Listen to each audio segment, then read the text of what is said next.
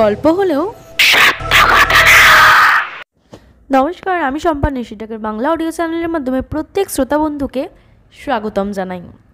দেখতে দেখতে আমরা 69 এপিসোডে এসে পৌঁছে গেছি। আর তোমরা যারা এতদিন আমাকে এতটা ভালোবাসা দিয়েছো, আমাকে এগিয়ে যাওয়ার জন্য মোটিভেট করেছো, তাদের জন্য অসংখ্য ধন্যবাদ। তোমাদের জন্যই আমি এতটা এগিয়ে আসতে পেরেছি। আর তোমাদের জন্য আরও ভালো ভালো ঘটনা নিয়ে কাজ করার জন্য আমি চেষ্টা করে চলেছি। তাই তোমরা আরও বেশি বেশি করে ভালোবাসা দাও, যাতে আমি আরও বেশি করে মোটিভেট হই এবং তোমাদের জন্য আরও ভালো ভালো ঘটনা নিয়ে আমি কাজ করার সুযোগ পাই। তোমাদের কাছে একটাই রিকোয়েস্ট থাকবে, শুধু 100টা ঘটনা কমপ্লিট হওয়ার আগে 1K সাবস্ক্রাইব কমপ্লিট করে দিও প্লিজ। এটাই তোমাদের কাছে রিকোয়েস্ট। তোমাদের যদি ঘটনা ভালো লেগে থাকে আমার, তাহলে চ্যানেলটাকে ঝটপট সাবস্ক্রাইব করে রাখো। আর যারা এখনও পর্যন্ত ঘটনা পাঠাবে ভাবছো কিন্তু কীভাবে পাঠাবে জানো না, তাদের জন্য বলে রাখি, স্ক্রিনে থাকা nishittak2903@gmail.com মেল করে ঝটপট ঘটনা লিখে পাঠিয়ে দাও আমাকে। তাহলে চলো আজকের ঘটনা শুরু করা যাক। আজকের ঘটনা কিন্তু একটু ভয়ঙ্কর হতে চলেছে, তাই তোমরা ঝটপট ঘটনা শুরু করার আগে কানে হেডফোন দিয়ে রেডি হয়ে যাও আজকের ঘটনার জন্য। আজকের ঘটনাটি লিখে পাঠিয়েছেন সাহিবা খাতুন। যার ঘটনা লিখেছেন তিনি হচ্ছেন তার বাড়ির পাশের রমেশ মিয়া। দুপুরবেলা বউ আর 7 বছরের মেয়ে তাহারাকে নিয়ে ভাত খাচ্ছিলেন রমেশ মিয়া। ঠিক তখনই খবর আসে রমেশ মিয়ার চাচার শ্বশুর মারা গেছেন। রমেশ মিয়া খবর শুনে শ্বশুরবাড়ির উদ্দেশ্যে রওনা হন। রমেশের শ্বশুরবাড়ি ছিল তার বাড়ি থেকে 5-6 কিলোমিটার দূরে। তাই তিনি বউ আর মেয়েকে একটা ভ্যান গাড়িতে তুলে দিয়ে নিজে সাইকেল নিয়ে যাচ্ছিলেন। গ্রামের কাঁচা রাস্তা, তারপর বর্ষাকাল হওয়ায় রাস্তায় অনেক কাদা জমেছিল। প্রায় 1 ঘন্টা পর গিয়ে শ্বশুরবাড়ি পৌঁছেন রমেশ মিয়া। গোসল তারপর জানাজা শেষে আসরের নামাজের পর লাশকে কবর দিতে নিয়ে যাওয়ার সময় তাহেরা ওর বাবা রমেশের কাছে বায়না ধরে যে সেও নাকি কবর দিতে যাবে। মেয়ের কথায় না করে দিয়ে রমেশ বলেন, তুমি ছোট মেয়ে মানুষ, সেখানে গিয়ে কি করবে? তবে মেয়েটা তার বড্ড জেদি, সে যাবে তো যাবেই। অনেক কান্নাকাটি করার পর রমেশ মিয়া তাহারাকে নিয়ে যেতে রাজি হয়। তবে তিনি বলেন যে সে যেন সবসময় তার মামার সাথেই থাকে। তাহেরা রাজি। গ্রামের শেষ প্রান্তে চাষের জমির ভিতর গোরস্থান। গোরস্থানটির চারিদিক দিয়ে কোনো দেয়াল নেই, কোনো সীমানাও। গোরস্থানে এসে রমেশ মিয়া তাহেরাকে ওর মামার কাছে রেখে বলেন, এখানে চুপচাপ দাঁড়িয়ে থাকবে, কোথাও যাবে না। তারপর রমেশ মিয়া লাশটিকে মাটি দিতে কবরের কাছে চলে যান। কেমন করে লাশকে মাটি দেয় তা দেখার জন্য ভীষণ কৌতূহলী হয়ে যায় তাহেরা। তাই মামাকে কিছু না বলেই মাটি দেওয়া দেখবে বলে অপর পাশ দিয়ে কবরের পাশে গিয়ে যেই উকি দিতে যাবে, ঠিক তখনই একটা পুরনো কবর ভেঙে ভেতরে পড়ে যায় তাহেরা। তারপর চিৎকার শুরু করে দেয়। রমেশ মিয়া তাড়াতাড়ি মেয়েকে ভাঙা কবর থেকে তুলে বাসায় নিয়ে চলে যায়। তারপর মেয়েকে আচ্ছা মতো গালি দেন যে কেন সে তার কথা শুনল না। তাহেরা গায়ে যে কাদামাটি লেগেছিল তা ধুয়ে দেন তাহেরার মা। রাত প্রায় 8টা বাজে। খাওয়ার পর রমেশ মিয়া তার বউকে বলেন, আমি তাহলে এখন বাড়ি যাই, কারণ গরু ছাগল আছে, আর তুমি মেয়েকে নিয়ে থাকো, কাল সকালেই নয় চলে যেও। রমেশের বউ তাকে চলে যেতে বলেন। ঠিক তখনই তাহেরা ওর বাবার সাথে বাসায় যাবে বলে বাদ সাধে।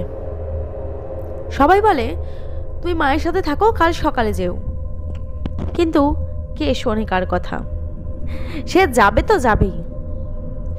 অবশেষে রমেশ মিয়া মেয়েকে সাইকেলের পেছনে নিয়ে রওনা হন। বৃষ্টির জল জমে থাকায় রাস্তাটিতে কাদা ভরা। রমেশ মিয়া আস্তে আস্তে সাইকেল চালিয়ে প্রায় 1 কিলোমিটার আসার পর সামনেই একটা বড় মেহগিনি গাছের বাগান পড়ে। আর এর পাশ দিয়েই রাস্তাটা চলে গেছে। মেহগিনি গাছের বাগানের কাছে আসতেই হঠাৎ সাইকেলের চেনটা পড়ে যায়। রমেশ মিয়া সাইকেল থেকে নেমে চেনটা তোলার সময় লক্ষ্য করেন তার পাশ দিয়ে কালো একটা বিড়াল চলে গেল।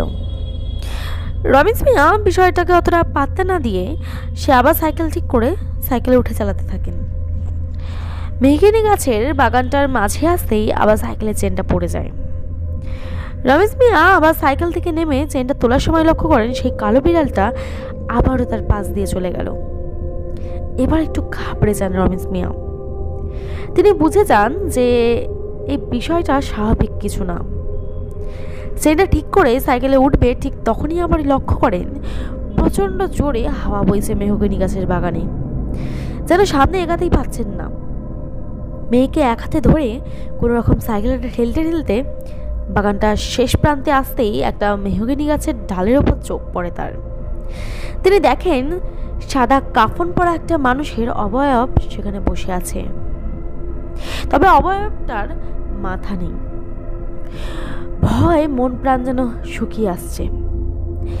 তিনি ভাবেন মেয়ে যদি এটা একবার দেখে তো প্রচণ্ড রকম ভয় পাবে।